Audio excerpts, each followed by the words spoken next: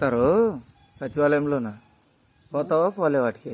ఎక్కడ ఊరాకుల కాడ సచివాలయం కాడ పింఛన్ ఇస్తారు రేపు లేదు మర్నాడు. మరి నీ కళ్ళు కనపడతాయా? కనపడవా? మరి వాటికి నడుచుకుంటూ పోతావా పోలేవా? అదే కదా పోలేవా? ఎవరు పట్టుకొస్తారో అని దవ్వు అనేది. ఎవరు పట్టుకుపోతారో ఏమని భయము.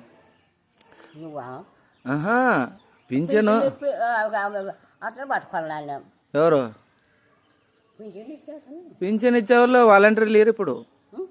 వాలంటీర్లు కాదు పింఛన్ ఇచ్చేది, సచివాలయం మేడం వాళ్ళు, సచివాలయం సార్ వాళ్ళు ఇచ్చేది.